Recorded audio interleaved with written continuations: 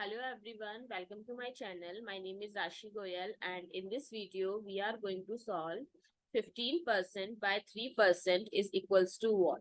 5%, 50%, 500% or 5000%. So let's solve and check. So 15%, percent means 1 by 100. 15% means 15 by 100 by 3%, that means 3 by 100.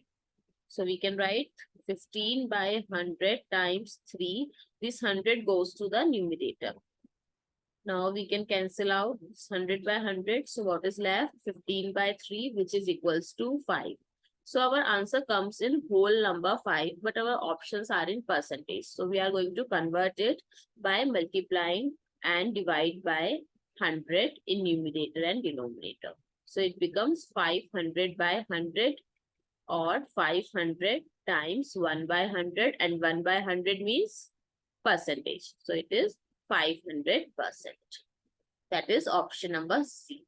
I hope it's clear and you find it useful. So please give us a thumbs up and do subscribe to my channel. Stay tuned.